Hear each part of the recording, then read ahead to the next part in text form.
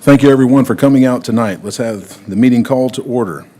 This is the May 13th, 2025 Kershaw County Council meeting. We are going to have, I think Mr. Jones is ill. He's not going to be joining us tonight. He sends us his regrets, and he won't be calling in as well. But let's go ahead and start with the invocation and pledge of allegiance. That will be led by Councilman Sammy Tucker, Jr. Can we all stand, please? Let us bow our heads and open our hearts. Thank you, Lord Father. Thank you for this day. Thank you for this life that you've given us. We thank you for the lovely Mother's Day that you allow us to wake up to and to celebrate the wonderful women across this county, this state, and this world on a magnificent job that you've blessed them to do as being mothers. Lord Father, now we ask that you cover each heart and mind that's up here on the dais, that you let us be very deliberate and very cautious and kind to one another and to our decisions as we make them for the citizens of Kershaw County. Bless our men and women who are out fighting for our freedoms and liberties.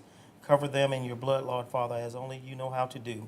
Give us traveling mercy back to our various destinations. In Jesus' name we pray. Amen. Amen. Pledge allegiance to the flag of the United States of America and to the republic for which it stands, one nation, under God, indivisible, with liberty and justice for all.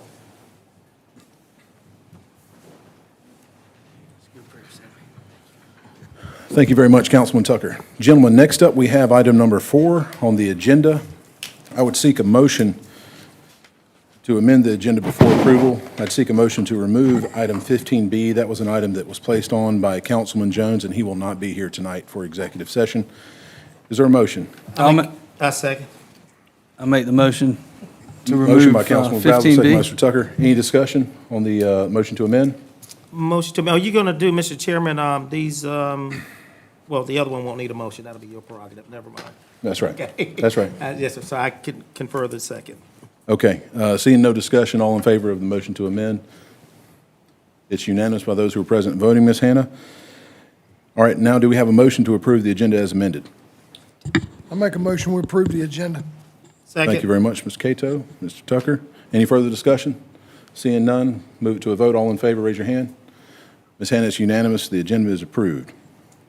Next up, we have public comments. Mr. DeBose. We have one speaker signed up, Donnie Suplee. The subject is thank you. Mr. Suplee, is this going to be in lieu of your public presentation that was on the agenda, or? Wishful thinking, but no, sir. I simply wanted to say thank y'all for all that you do, and I know that oftentimes public comment is filled with other things, so I just wanted to simply say thank you for your service. Appreciate you. Thank you, Mr. Suplee. Mr. DeBose, no one else signed up? No, sir. Thank you, Mr. DeBose. That concludes public comment. With the agenda being approved, Chairman's prerogative, I'm going to move item number 10 under resolutions. This is 10A regarding the 3-room schools in Kershaw County. This is an item placed on the agenda by Councilman Tucker. We're going to move that up right before public hearings, and so we'll conduct that now. Mr. Tucker. Thank you, Mr. Chair. I cannot even see that, so. Got it? Yeah, I guess so. That's way too small. Yeah, it's way too small, and I don't have my glasses. So I would like to make a motion at this time that we recognize the resolution that has been prepared for our 3-room schools here in Kershaw County by the Gentlemen's Club, who has done extensive work on this resolution. That is in a motion. We have a motion. Is there a second? Second. We've got a second. Any discussion, Mr. Tucker? No, sir, I'd just like to read it in its entirety, and if you don't mind, and then we can call for the vote, Mr. Chairman. Please. That's how you do that, Russell? All right. I don't think that helped me much, but we're going to try it. Yeah, let's try this. Thank you, though. All right. The resolution honoring the legacy of the colored schools in Kershaw County, South Carolina. Whereas the history of education in Kershaw County reflects the resilience, determination, and preservance of African-American students, teachers, communities who sought knowledge despite systematic challenges. Whereas during the era of segregation, African-American students in Kershaw County attended small 3-room schools built by Julius Rosewall in partnership with Booker T. Washington, where multi-grade levels were taught together, often with limited resources and inadequate facilities.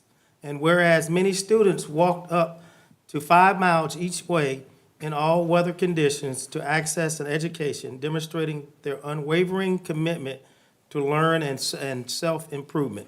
And whereas schools such as Jackson School, Red Hill School, Mount Joshua School, Wood School, Mickle School, St. Matthew Schools, and over 41 other schools not mentioned throughout Kershaw County, provided critical opportunities for African-American students with support from dedicated educators, parents, community leaders.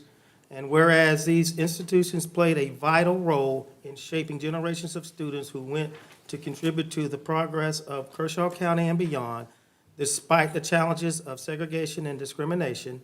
And whereas the legacy of these schools is an integral part of Kershaw County history and serves as a reminder of the importance of equal access to education for all people. And whereas it is fitting and proper that the contributions and sacrifices of African-American students, educators, and families to be recognized, honored, and preserved for future generations.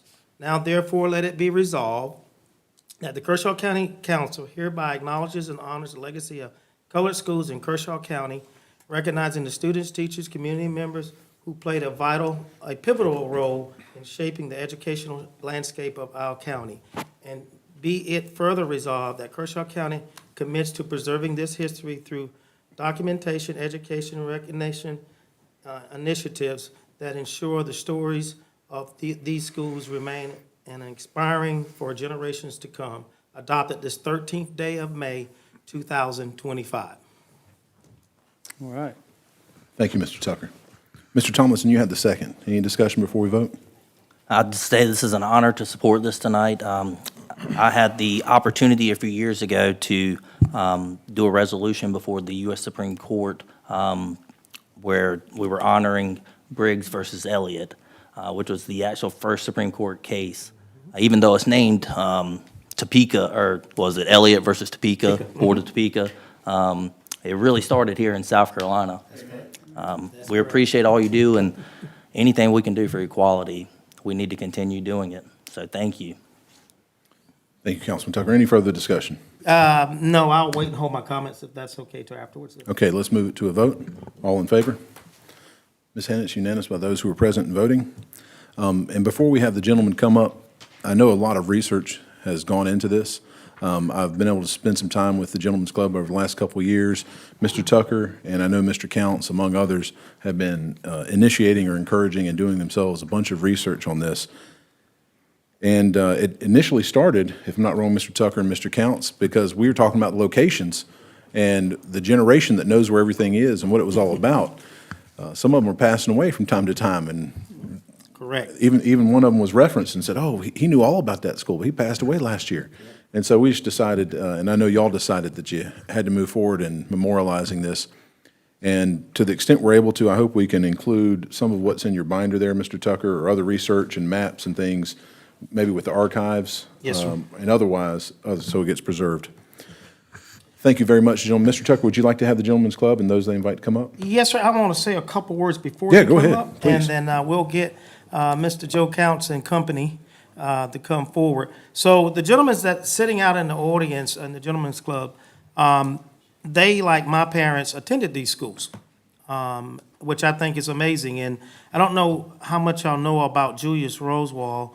That was a philanthropist movement throughout the throughout the United States. They built over 5,000 of these schools, and there was approximately about 41 built here in Kershaw County back in the 1920s, 30s, 40s, and 50s. I did not know any of this, so I'm gonna have to give Bill Rozier his shout out. Until I came to council, and he was doing some research on these when he ran his newspaper, for the ones that remember Mr. Bill Rozier. And he said something about a Julius Wall school, and I'm like, what are you talking about? I did not know, because that was not taught to me in public school for any type of history. But when I talked with him and he started digging in, I went back and did my own research and found out a lot about it, and then realized, those were the schools that my parents also went to. My dad was Hickman, and my mom was from St. Matthew. So That's where my roots go. But I want to commend this gentleman's club for reaching out, doing this. This is vital history for the young people and all people to read and know about United States and Kershaw, South Carolina. So with that being said, I'm going to ask Mr. Counts and a couple others if they can, will come up to the mic and introduce themselves and please share with us.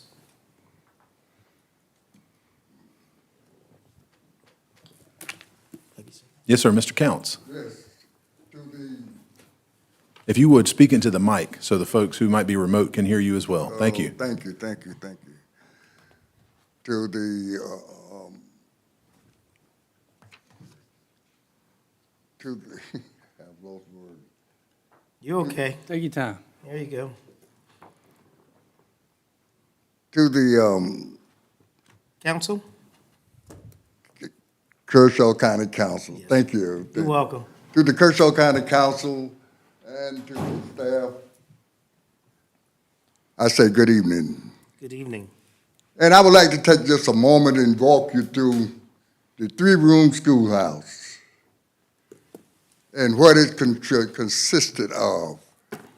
The three-room schoolhouse, beginning in the morning at 5 a.m., you would rise to prepare yourself to do what? Walk to school. And from where I live was down on Raven Road, and the school was up there at Wood School, and it was up at up on Springville Road. So that can let you know of the distance that we had to walk one way each day, going back and forth to school, all types of inclement weather, but nevertheless, we made it. We made it through hope. We made it through perseverance. We also had goals.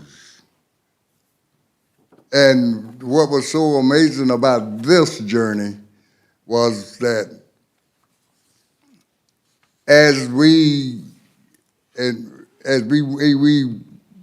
made this journey on a daily basis, and I look around there's one that went 8 years, Brother Harris, Brother Butler, Brother Stover, and then the rest of the younger fellows, they didn't go with for as young many ones. years. But we went, and there was also what? Discipline in those schools. Now, keep in mind now, there was only three. The reason they are named three-room schools is because that's what they consisted of. First, second, and third was in one room. First, second was in one room. Third, fourth, and fifth was in another room. And then sixth, seventh, and eighth was in another room. Each room consisted of what? One teacher. And those teachers gave it all. They gave it all, and those three-room schools were the foundations of our upbringing. The reason why we stand before you, and thank you so much for honoring us and adopting this resolution, is because this means the world to me. It means the world to the rest of these gentlemen sitting here. It means the world to my grandchildren, my great-grandchildren. It means the world to the community that we were able to build on this foundation that those three teachers taught us. And for me, I would go on to become working for the second largest construction firm in the world, and go on to become a foreman, then a general foreman, then a superintendent, then a general superintendent, then an area manager. Having lived and worked in 10 different states, that's what that three-room schoolhouse meant to me. That's what that three-room schoolhouse meant to all of these gentlemen sitting here. A lot of those retired retired. Speak back in from the mic there, military. Mr. Counts. Some retired from maintenance, and then someone goes on to be school teachers, principals, mechanics, barbers. All of those things came from that three-room schoolhouse. So I stand before you and thanking you and thanking all of my colleagues here for participating with us and helping us put together a long time coming. And one of the when we say we tried to achieve goals and all, one of the goals that was achieved was when they opened up Watery Elementary back in 1955. That was a goal that we thought we would never see, but we were able to see it. That was a goal that we were able to ride a bus. Those were goals that was accomplished. So once again, I want to thank each and every one of you. I want to thank my committee, the Gentlemen's Club of Kershaw County, for doing such an excellent job in making this become fruition. Thank you for listening. Thank you, Mr. Counts. Thank you.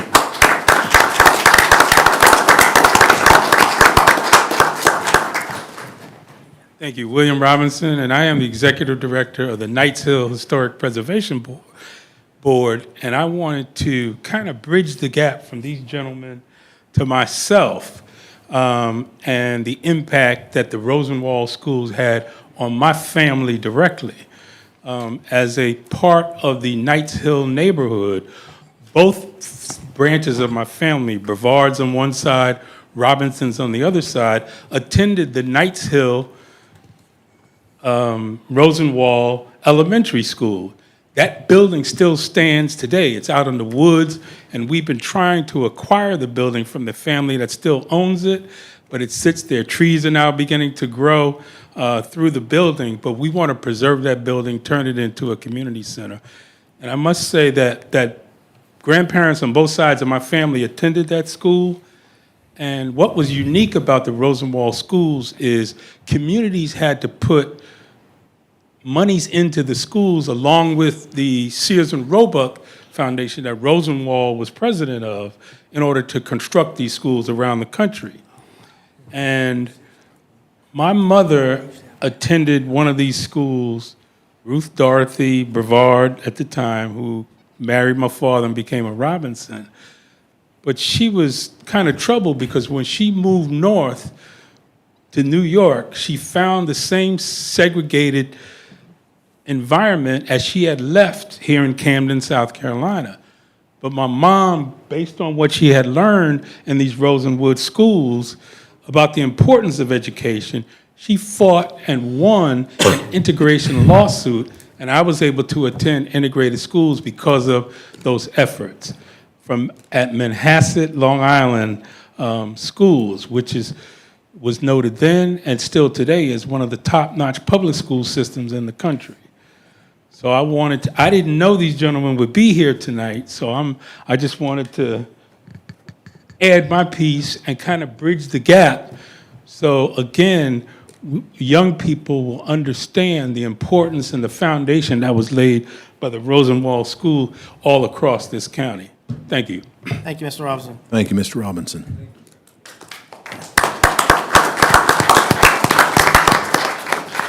Was there anyone else? Don't be shy. Good evening, ladies and gentlemen. I'm Jackie Murphy, and I'm associated with the Gentlemen's Club of Kershaw County. And I feel compelled to stand before you as a witness of what all of you have seen over the last probably 3 to 4 months. The heritage that belongs to African Americans is being diminished. And if you look me in the eye and tell me you haven't seen it, I will ask you to open your eyes. I don't believe that there is a future unless you know your past. When your past ceases to exist, there is no future. That's why I, as an individual, was compelled to have an active role in this and hope that this is not something that continues to pervasively tear away at the fabric of our country. I thank Brother Counts and everybody else is here to support me. But at the same time, I look you in the eye and ask you to not let it happen in Kershaw County. Thank you. Thank you, sir. Thank you. If I may, at this time, Mr. Chairman, I want to say thank you to Brian Mays and the Jackson Teen Center. He's not able to be here tonight. He is shorthanded with his staff. They had some programs to attend at the middle school, awards stuff, because I didn't realize graduation was around the corner for our Kershaw County schools. So if you would, Mr. Chairman, it'd be okay to call them up so we can take a picture? Let's bring them up. Okay. And I'll just mention while everybody's coming up, a lot of folks, Mr. Counts, if you would direct any of the Kershaw County Gentlemen's Club or any folks you've invited to come up for a picture and presentation, if you would come on up, that would be great. For folks who don't know the organization, I became familiar with them a couple years ago, and they focus on, we're just going to line up right up here, Mr. Counts, if you'd come up. They focus on improving and dedicating their lives in service to the youth in Kershaw County, trying to make sure they have a bright future. So we appreciate their work as well.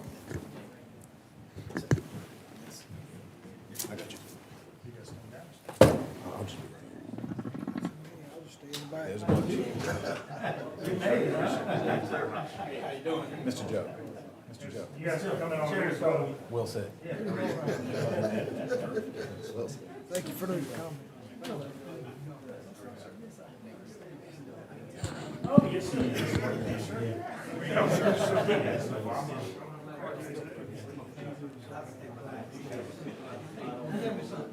Gentlemen, let's get a few of you to come on this side.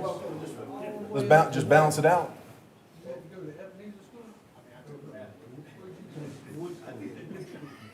If you could just slide in as much as possible, get close.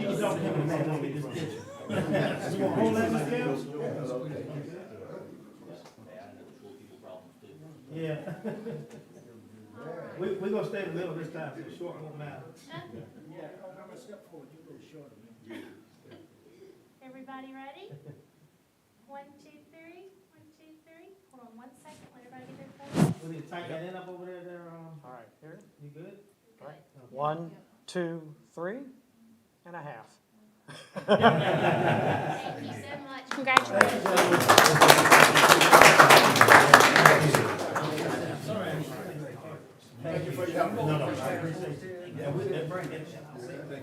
Yes, sir. Thank you.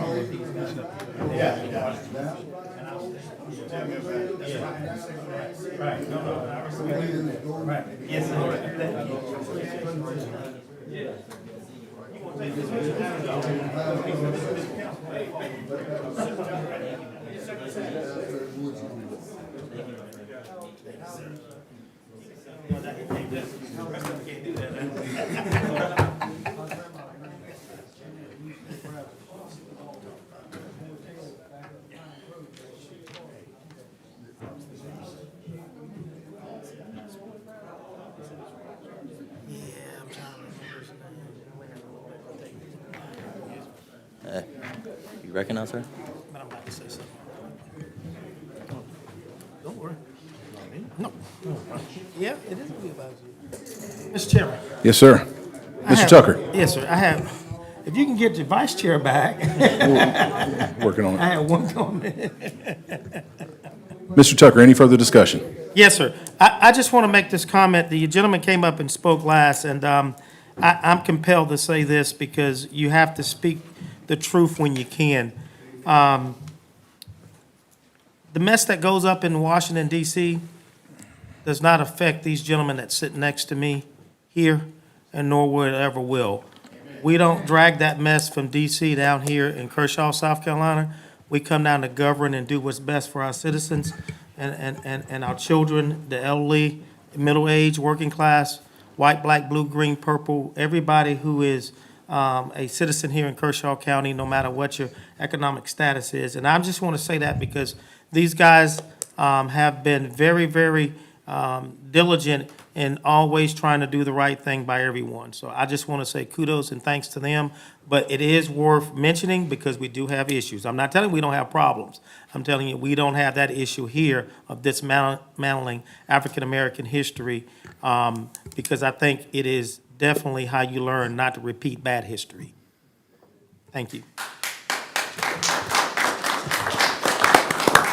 Thank you, gentlemen. That takes us to the Mr. next. Cornell, could I, Oh, go ahead. I'm sorry. Mr. Brazel. You know, I can't help. I know you can't. I can't help but say one thing. I was just talking to Mr. Counts, and we're from the same area. We're from the same part of Kershaw County. And he just called my great-grandfather's name and said that my great-grandfather was a preacher. And I think he heard him preach. So what you just said is very true, and that goes back a long time. That's right. As my great-grandfather that was his preacher, or a preacher in a church he attended. I'm not sure which one. Yeah, we're talking a ways back. So what you speak is true. Yes, sir. So that was really neat, and it's good seeing y'all. Like making that connection. Thank you all. Thank you. Thank you very much. Gentlemen, you're obviously welcome to stay the entire meeting, but you're not going to hurt our feelings. If you need to file out, it won't be disruptive. You can go ahead and clear out if you need to. You might have other things to do. Gentlemen, that takes us to the next item on the agenda. We're at 6A, public hearings. The first item is in relation to water infrastructure and fire flow. Mr. DeBose. Mr. Chair, there actually no one signed to speak for either of the public hearings. All right, no one signed up, but we're going to follow protocol and open it up. And if anybody who's present wants to stand and speak on item 6A first, we'll hear them. Again, this is a public hearing related to section 5, 1.4-5, requiring installation of fire hydrants. We'll go ahead and open the public hearing. Anyone at all wishing to speak on it? Seeing none, the public hearing is closed. This takes us to item 6B on the agenda for a public hearing regarding conveyance of a certain right-of-way. And do you have anybody signed up, Mr. DeBose? You said none at all. We'll go ahead and open it up. Anybody present wishing to speak?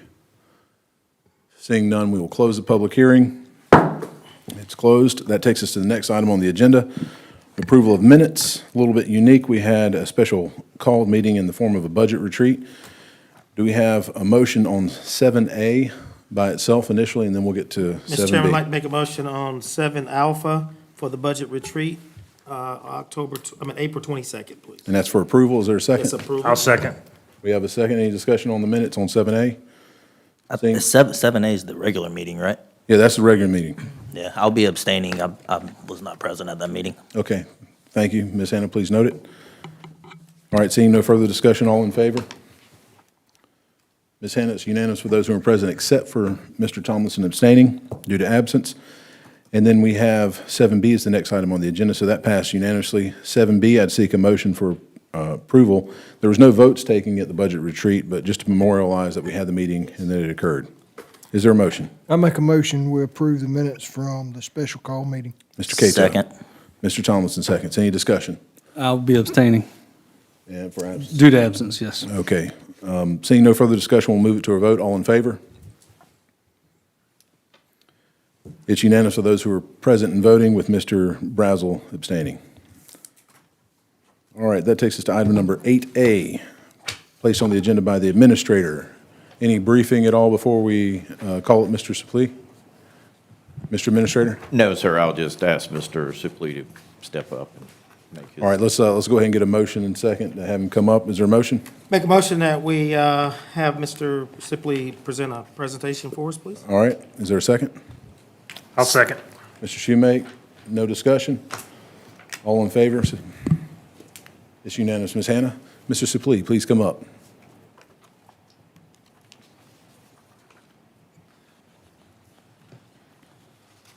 I will do my best to be brief. I know that you may have some questions, but I will allow for time for that for sure. My board chair, Dan Matthews, is here with me tonight. I think it was a real blessing for us to both be able to hear. Donnie, if you could pull the presentation. mic up a little bit more, Yes, a little sir. closer. I think it was a There we blessing go. for both of us to be present to hear the recognition of the Gentlemen's Club and the work that they've done in our community. I would like to start with the fact that just a week or so ago, we recognized Ann Davis as one of our highest honors, a Volunteer of the Year award, for her work 40 years in the education arena. And of course, she's still extremely active in our community and has certainly furthered bridging the gap that is between folks that need our help. So I thank her for that. So tonight you have in front of you a packet that starts with Stand in the Gap. It has no United Way logo on it because I am truly here for those that we are standing in the gap for, both you as council members and us as a United Way. And so I thank you again for your service to our community. It is a thankless job, and I just appreciate the fact that y'all are so involved with our community. I will say that I feel like our United Way partners with you well, and you partner with us well. I think it's a mutual beneficial relationship that has made our county better. I've been here for 33 years working in our county, and one of the reasons that I work in our county is because of folks like you and folks like Dan who give their lives to making a difference in the community. The first page you have is our vision and our mission. Truly, we want to make a difference in the lives of people by changing them for good. We have a board of directors made up of 20 people, and I've given you a list of those because I think it's important for not only you, but our community to know that there are local folks that are making a difference in our community. United Way has both a good name and a bad name. There are over 1,000 throughout the United States, and ours is local. Ours, just as Sammy was saying earlier, is one that makes a difference in our community in ways that are beyond what many United Ways do throughout the nation. Our role is to stand in the gap. We speak on behalf of folks that don't speak for themselves or can't speak for themselves. I've got three parts of what I want to do in my presentation. One of them has to do with financial transparency. So if you turn to that, there's a cover sheet. It says financial transparency. The next thing is the history of administrative overhead since I started in 1992. You can see two major columns that I want to point you to. One is the percent plus or minus. You can see that lately we have grown tremendously in the size of our budget. But you can also see that the total administrative percentage has decreased dramatically over that same time, and it's because we've been able to secure so many grant funds. I will tell you, as was mentioned by these gentlemen, the challenge for federal funding at this point is huge.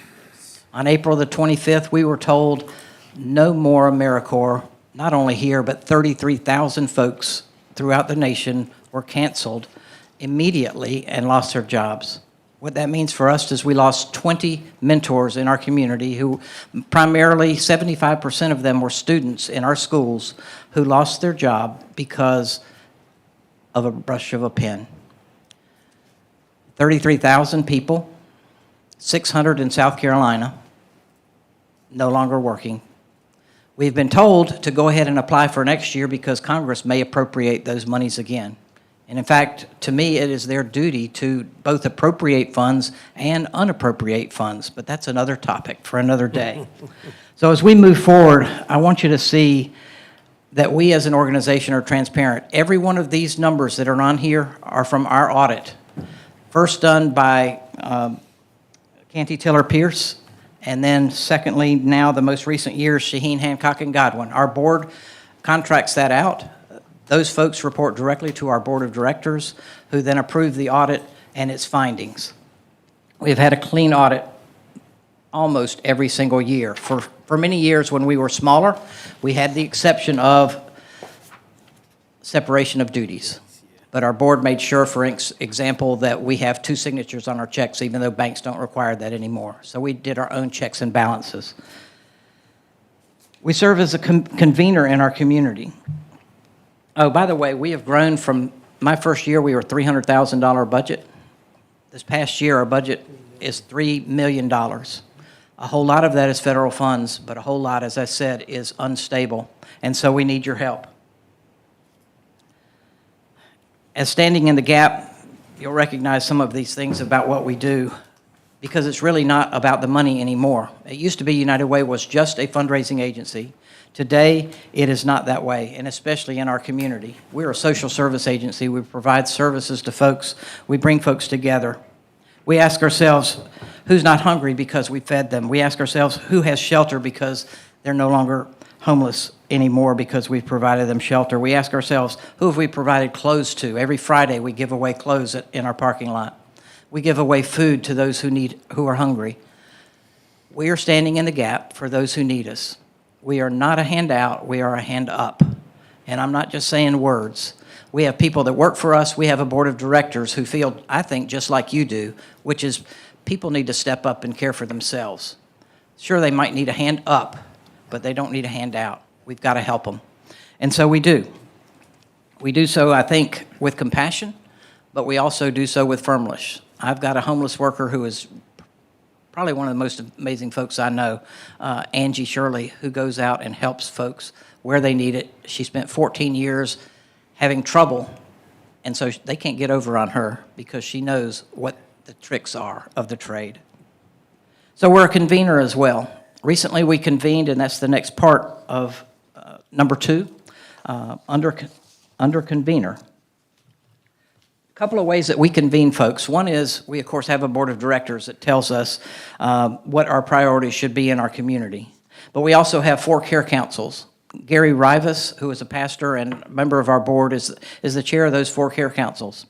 We have chairs of each of those as well that bring people together. We had over 50 folks that have told us in our community within the last month the things that they see as important. We also did a survey, and you've got a summary of that. That survey, we surveyed over 500 folks who gave us remarks, and I've got some of the demographics there. I think they're a pretty good sampling of our community in terms of race, in terms of all kind of other factors, age, length of time in Kershaw County. Most of them were 10 years or more. I think 370 of the over 500. So as a convener, we make a huge difference because we're able to listen to folks. One of the cautions that we were given by one of the pastors in our community was that we really have to talk to those people who are being served. And we know that, and we do that. And so Angie, when she goes out, she asks what's needed. To those who we give food to, we ask them, what does our community need to help you not need food anymore? So we ask those questions, and we're seeking answers for them. As we do that, we've come up with certain priorities, and those priorities pretty well match some of the things that we already knew and probably you already know as well. So such things as housing, food insecurity, mental health, transportation. In fact, they were themes in all 4 of our different care council meetings, and you've got kind of a breakdown there. I'm not going to go over all of them. As we look at those things in our community, one of the things we want to do as a United Way is match our service with the things that you see as needed in our community. We've got challenges now that mean that we're going to have to make some tough decisions about what we fund and how we fund it. It's looking like transportation is going to be a huge issue again come July 1st. For those that need dialysis, for those that need transportation to work, 30% of our transportation is taking people to work. So I know y'all talk a lot about employment of folks and workforce readiness and all of those things. Well, if you're ready but you don't have a way to get there, it's a struggle. And so we do those things. The community needs assessment that we did helped us quite a bit, gave us some direction, gave us some ideas, and really confirmed a whole lot of what we already know. And I think that's the great thing about all the different groups that convene people. Live Well has a great practice of doing community surveys. They also do a needs assessment locally, the health district. We're looking at all of those things. And so we're also listening to you. And so as you see needs in our community, we want to not only ask you to help us, but also we want to help you in your different districts and the different things that you do. We have 7 pantries that we operate throughout Kershaw County. We help to bring food out to the rural areas. And so those things are all important. As we look to the future, and as we look to you, I put the front page just to show you transparency. That front page showed you that we're asking for $100,000. I would be remiss if I didn't thank y'all for the $175,000 that you appropriated last year, $140,000 of which was from reserves. You helped us do transportation in a major way, and that transportation is in jeopardy, but it is something that you can also help with. And so as we look at some of those things, I want to tell you that in 2024, we provided 432 different people with transportation. We provided 13,000 rides, and a ride is just one stop, so it's going or coming back. It's not both, so it's not a round trip. Total miles, 157,000 miles. You can see that we helped a whole bunch of folks in Camden because the Camden address is a broad one. It's not just the city of Camden, it's the 29020. You can see Lugoff, Cassett, Elgin, Bethune. We provide transportation everywhere. There's a couple of folks in Bethune that need dialysis that we take 3 days a week to dialysis. They, for some reason, can't go to can't go to Camden, and so they have to go to Columbia. So it's a huge deal for them. We were able to get them to go at the same time. They both are on dialysis. At one time when we first started, they were doing it individually, different days. So we are definitely working on that. You can see the top destinations are dialysis. Kershaw County Adult Ed, again, having to do with education and getting people ready for work. Employment, Springdale Health is one of our major ones. Piggly Wiggly is for employment. River Oaks Center is for employment. Carish Long-Term Care is for employment. We're taking people to work. We encourage, in fact, we have gone to where we limit some of those transportation rides to say you've got a month or 2 to get a car or get another way to get there so that we can serve our entire community. It's very important that we do so. It's looking like there's going to be a route in Camden, but that route in Camden is only going to help people that are already in Camden. And so we have to be able to get them to where they need to go. If you feel it in your heart to do more than what I ask, that'd be an amazing thing. But I know that y'all are strapped, and to your county administrator, I appreciate the fact that he has let me be up here today because I know that y'all have needs within the county, and I know that that's his job, is to provide for all of the different things from sheriffs, you know them all, and he knows them all, so I really appreciate that. I see time is fleeting. Ready Readers program, like I said, did some amazing things. We served 300 kids this past year in all 9 elementary schools. We served them well. They all 100% increased their reading skills. It's K through 3rd grade. As I said, 20 of those volunteers that we had, or those AmeriCorps members that we had, were high school students, seniors, many of them going into the teaching profession or at least deciding whether or not to do so because of their experience. The experience on both of the ends was incredible, and Shanna Redfern has done an incredible job with this thing. New Day on Mill, as you know, we have provided shelter in our community since 2005. We have 9 shelters now. The Cantys have agreed, even though they're moving, I don't know if you knew that, but makes us sad. But they are still committed to helping us in Kershaw County and building new homes in Kershaw County to help us. 10 of them, and they've already built 2, one of which is a duplex, so they count that as 1, so that's pretty handy for us. So we are in Kershaw County. We're making a difference. We have housed folks that were in the hotels that needed to be housed.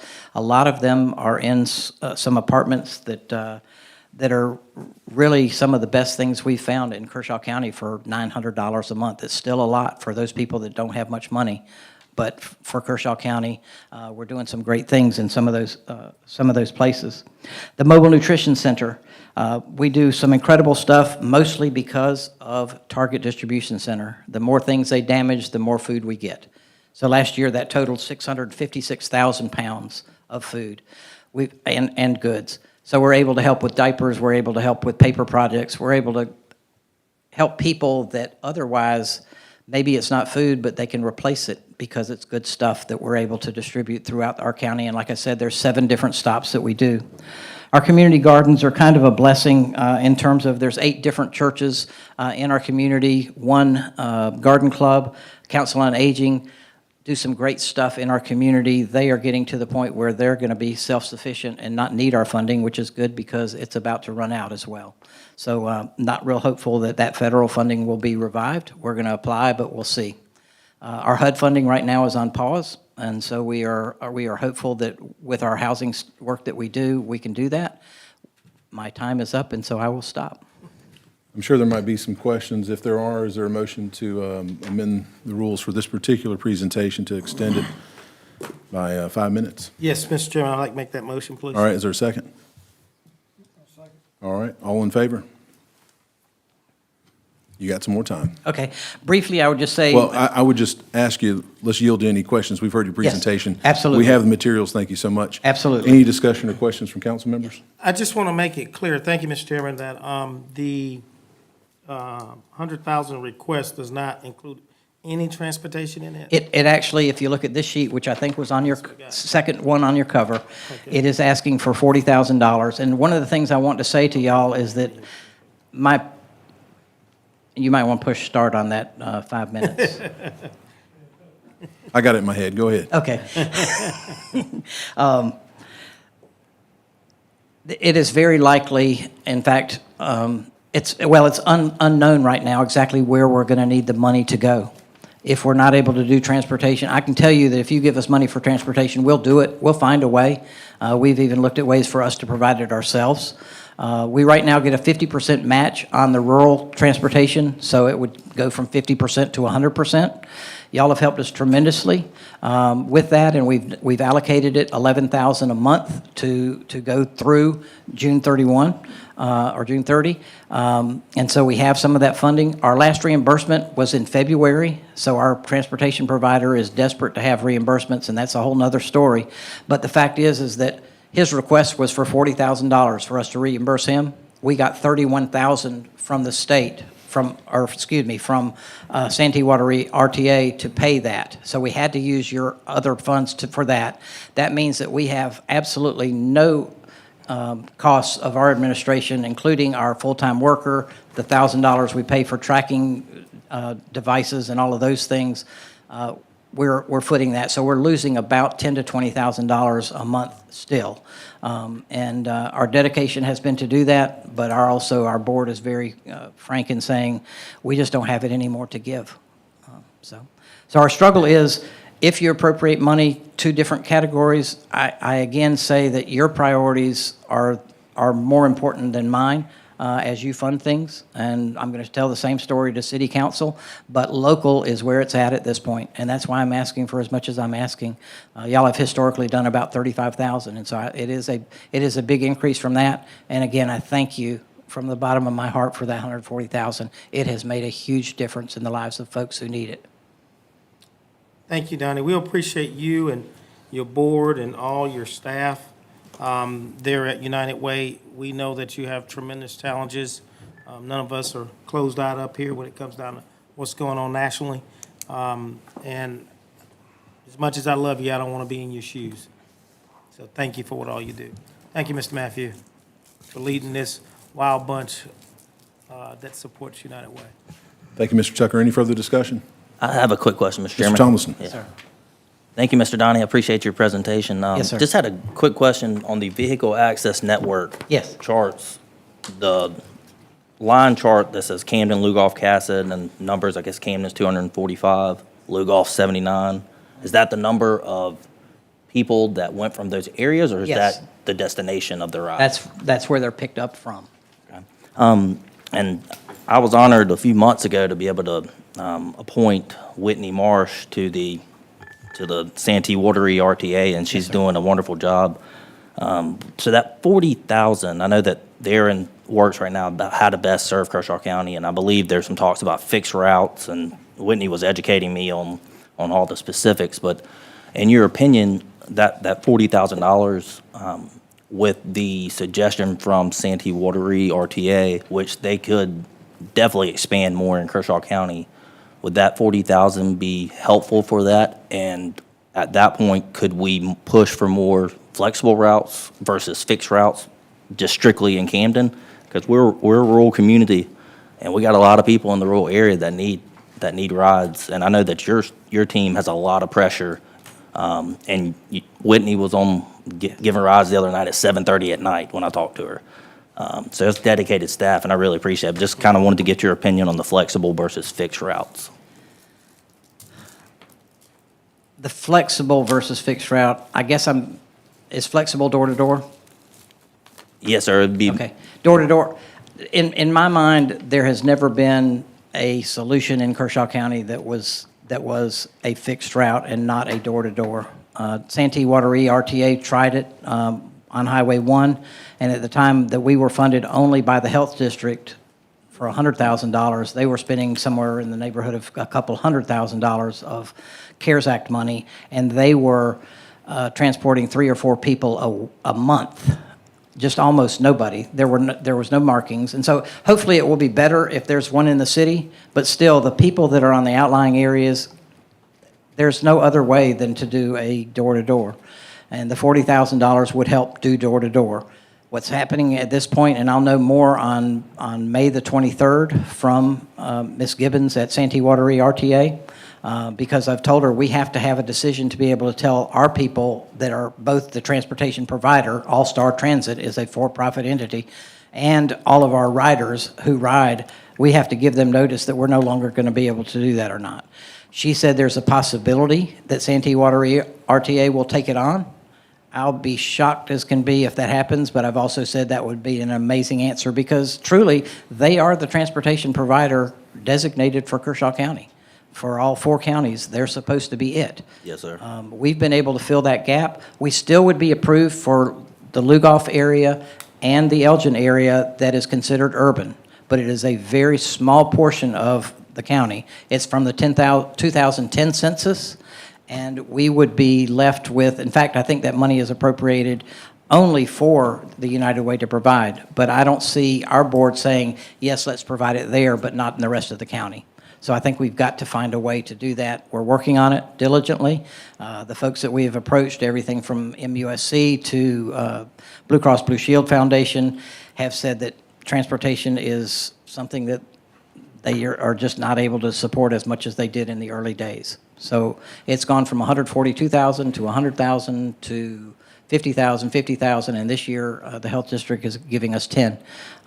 It's going to be really tough for us to do anything further than what we're doing, but we would make it happen. Whitney, for example, has 20 youth that she's serving, all of whom don't have transportation, or at least, yeah, I think all of whom don't have transportation. Those kids from 18 to 24, they utilize our van. We would, as a agency, because it's under our jurisdiction, we would make it a priority to provide them with transportation for sure, some way, somehow. We've had the grocery van for years, and we will reinstitute it. We've had vehicles donated to us, and we've made it happen. But it's not the scale that we've been able to do, I think, is a model for our state and nation, I would say, for rural transportation. And I think it's got to be door-to-door. It's expensive, but it works. Thank you very much for the presentation. Just for Yes, sir. context, before we conclude Yes, sir. this portion of the agenda, it's a very tough budget year for us as well, as your board sounds like they're experiencing. Just as an example, we have $3.5 million in new requests and only a little over $1.2 million in new revenue to balance those requests against. And most of those requests, or many of those requests, are statutorily required to be addressed. And so it's in that context we consider your request. But thank you so much for coming out tonight. Thanks. Appreciate it. Thank you, Mr. Chairman. Thank you, Mr. Thank you. Bailey. Thank you. Thanks. Mr. Chairman, Yes, sir. can I do a quick point of order, please? What's your point of order? Point of order is back on the approval of minutes for April 22nd. Can you rescind your vote to abstain? So it could be right for Ms. Hannah, so I won't have to correct the minutes because you were absent as well. Exactly right. So sorry. I rescind my vote. Thank you. Thank you. Thank you, Ms. Hannah.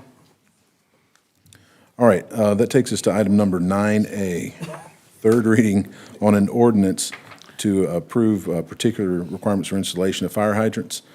Any further explanation needed from staff or council? All right, do we have a motion? on I third would reading? make a motion. All right, we Second. got a motion to approve and a second. Mr. Yes. Schumake? Oh, you're asking if I had comments? Yes, sir, yeah, it's on the floor now. I got you. I wasn't sure if you were reiterating I made the motion. Yeah, this is a motion, obviously, we debated this pretty heavily in the last two meetings. I don't really have much to say, but other than this is a requirement that developers put in fire hydrants if they have proper water flow and they meet certain requirements, and I'm supportive of it for the reasons I've mentioned in our last two meetings. Thank you, Mr. Schumake. Mr. Tucker? I just want to make sure with my colleagues, did everybody get their questions asked?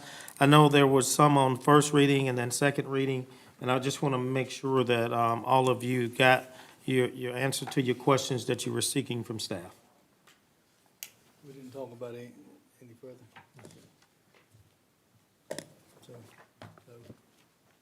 Okay. Did you reach out, or? I talked about it a lot during the meeting. Everybody reached Yes, out you to me. did. Don't do that tonight to us. Okay. Thank you, Mr. Chairman. Okay, any further discussion? Okay, seeing no further discussion, we'll move it to a vote. All in favor of 9A passing on third reading? You got Mr. Schumake, Mr. Tucker, Mr. Connell, Mr. Cato, Mr. Tomlinson voting in favor. Any opposed? Mr. Brazel opposed. Ms. Hannah, it passes. That takes us to item 9B. This is third reading regarding conveyance of certain water facilities and public rights of way. Any further summary from staff needed by council on this third reading? Seeing none, is there a motion related to 9B? I'll make the motion. Mr. Schumake makes a motion. Second. There's a second, Mr. Tucker, to approve. It's on the floor. Mr. Schumake. No commentary. We've had plenty of discussion. Mr. Tucker, No commentary. any further discussion by council members? Seeing none, all in favor? Ms. Hannah, it's unanimous for all those who are present and voting. We've already taken care of item number 10 on the agenda. On item number 11A, I'd seek a motion for discussion only for staff to update us on Airport Commission appointments that are on the horizon that need to be addressed. Do you want to do them as a group if it's just discussion? I'm fine doing them as A and B if y'all want to. All right, I'll make a motion that we bring 11A and 11B to the floor for discussion. There you Second. go. Okay. Mr. Tomlinson has a second. Mr. Yes. Schumake? The update was going to be provided by staff initially. Do you have anything? Nope. Okay. Staff?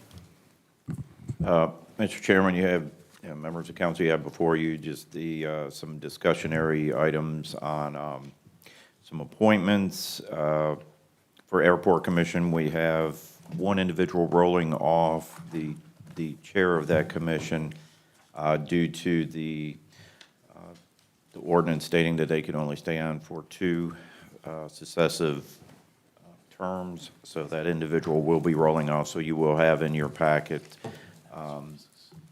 a name that will be needing to be reappointed or at least considered for reappointment. And then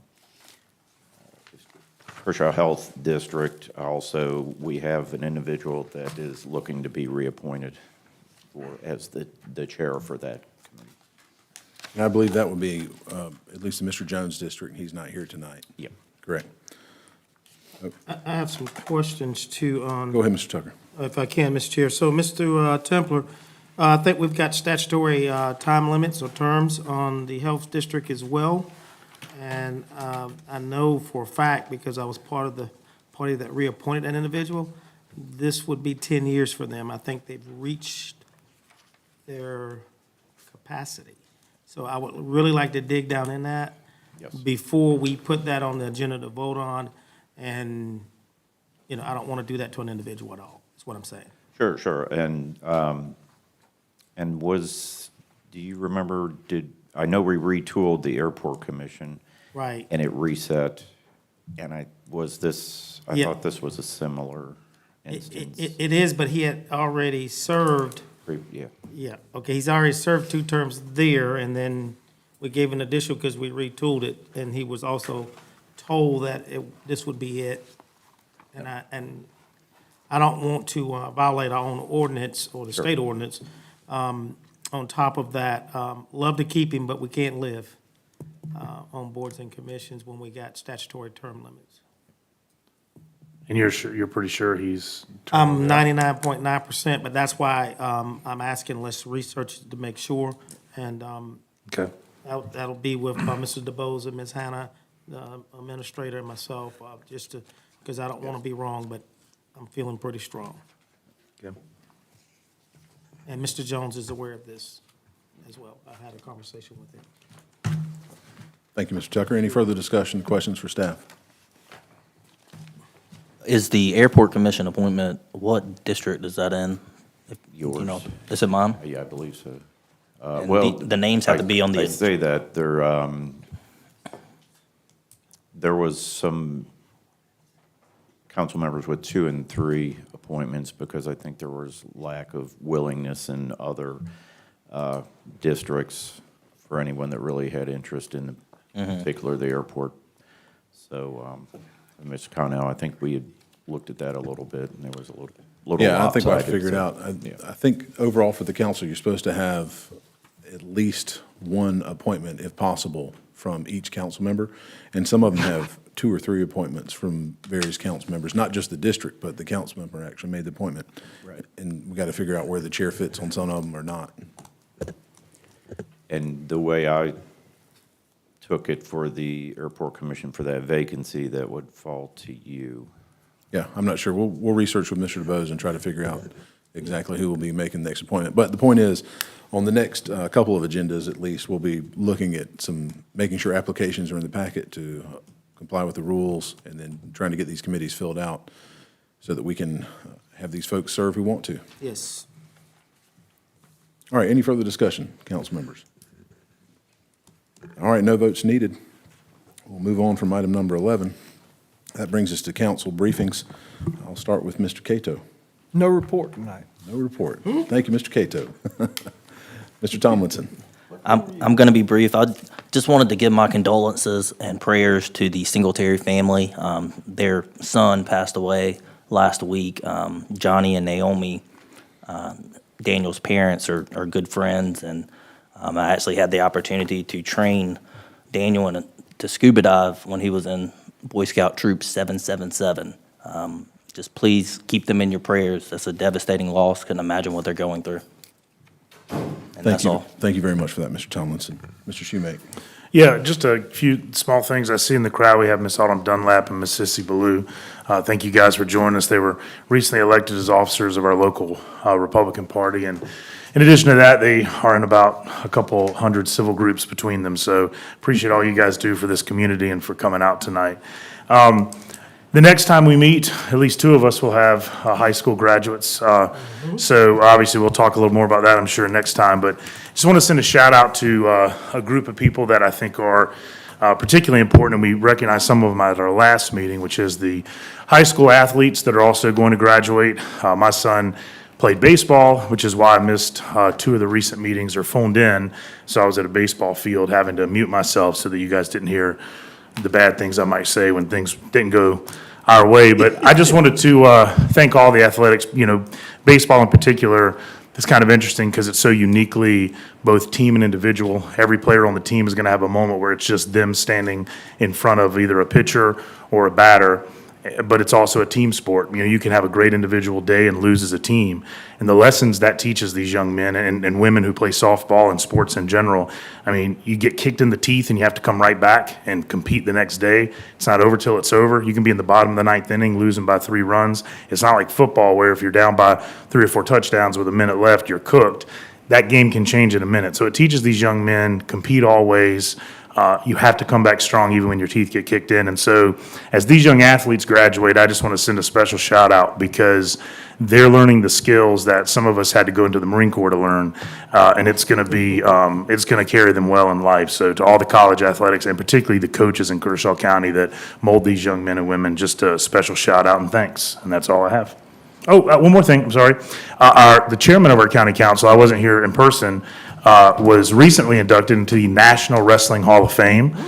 So congratulations to our chairman. I got to go watch that and watch his remarks. As you probably everyone in Kershaw County knows, he was at one point the best wrestler in the United States, and given all his work over the last several decades, they honored him as an inductee into the National Wrestling Hall of Fame. So congratulations, Mr. Chairman, well deserved. Speaking of athletics.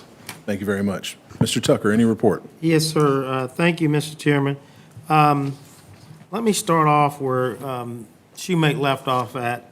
He needs to stay away from his son's baseball game. I showed up at the last home game they had, and he's a total wreck. Farrell's out there doing his thing.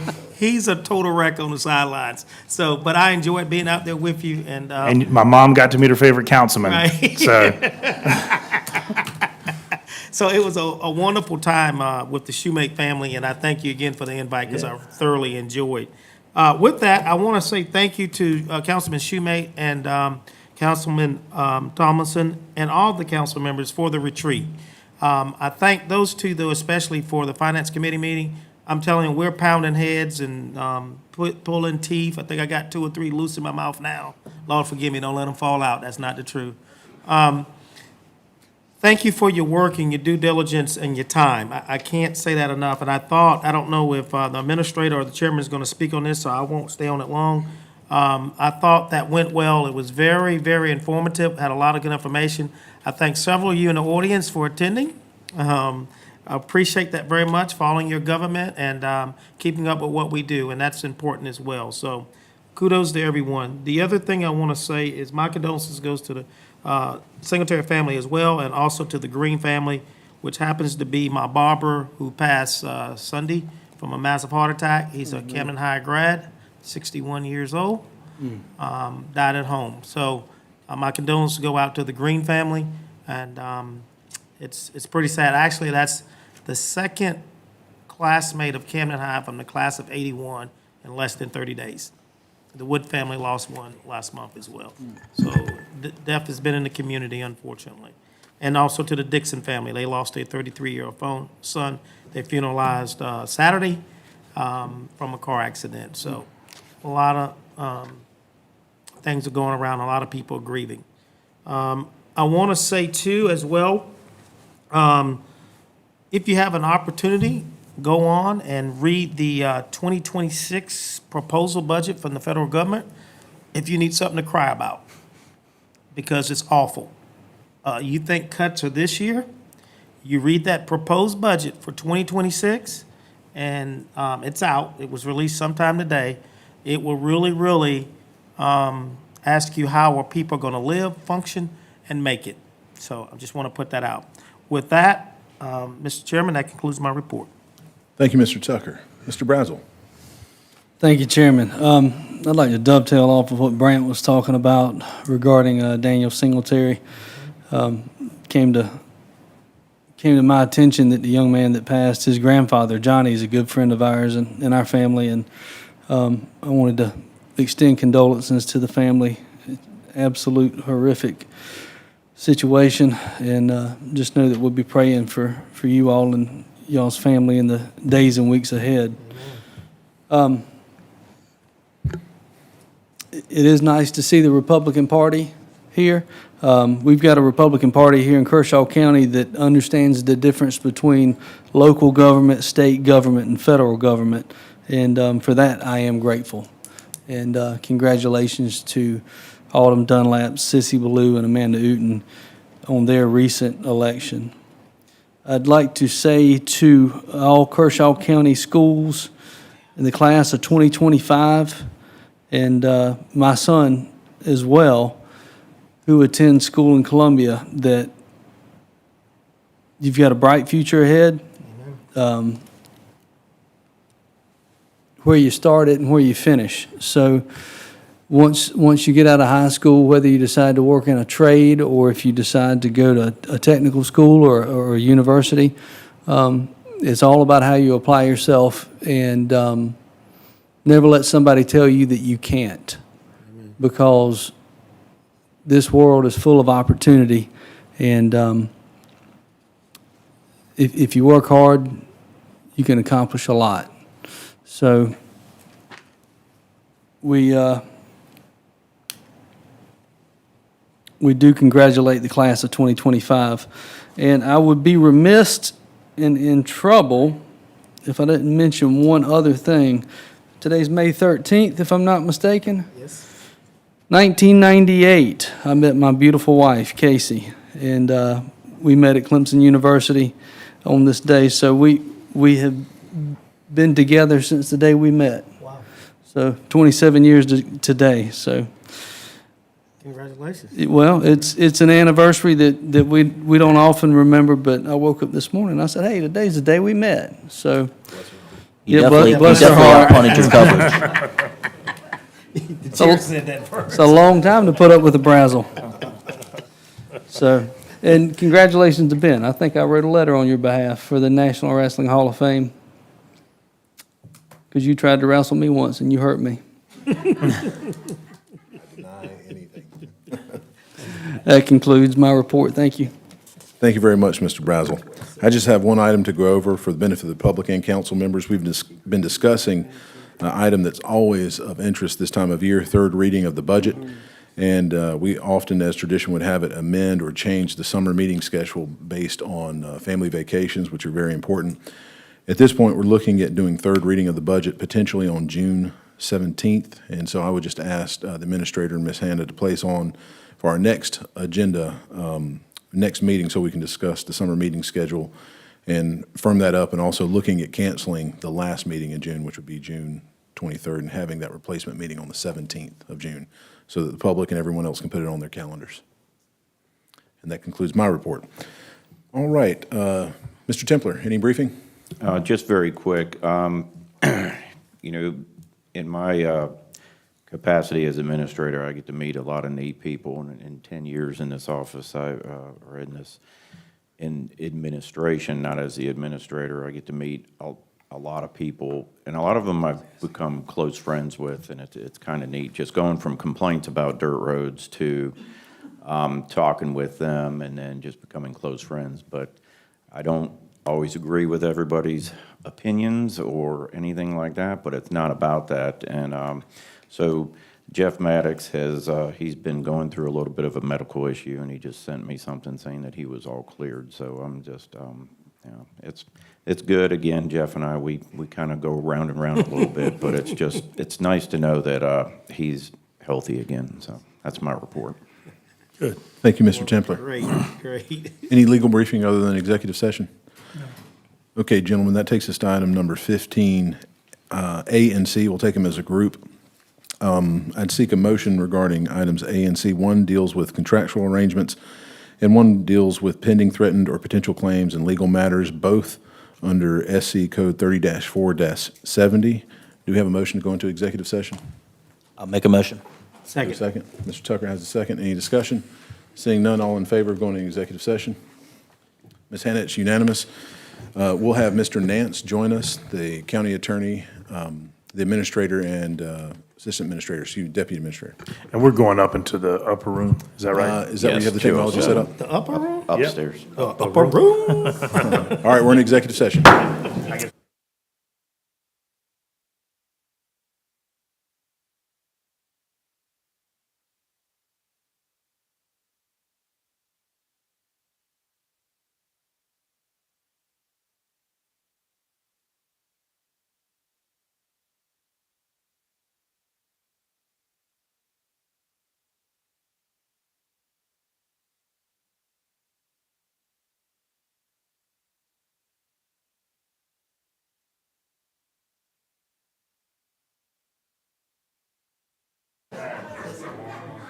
You good?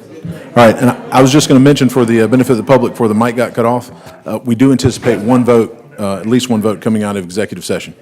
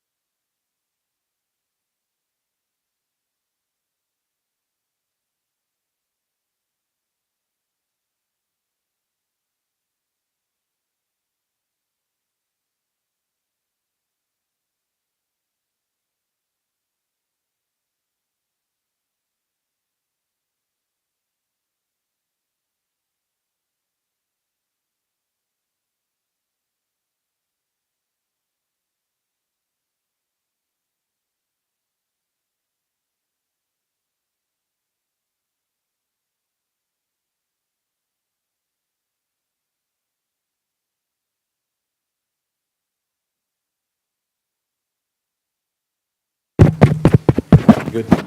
Seek a motion to come out of executive session? Motion to come out of executive session, Mr. Tucker? Chairman. Second. We got a second? No discussion? All in favor of coming out of executive session? Ms. Hannah, it's unanimous. All right. No vote required on item 16C. We do have a matter of business on item 15A. Is there a motion? I'd like to make a motion, Mr. Chairman. I move that we authorize the administrator to proceed with the acquisition of real property at 124 Battleship Road, subject to final completion of due diligence items to the satisfaction of the administrator, and that we ratify and approve the purchase and sale agreement for the property. That's a motion. Is there a second? Second. We have a second. Any further discussion?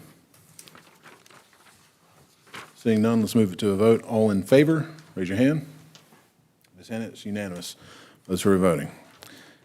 We don't have any further business for the council tonight. Is there a motion to adjourn? Motion to adjourn, Mr. Chairman. Second. We've got a first and a second. Seeing no discussion, all in favor? Ms. Hannah?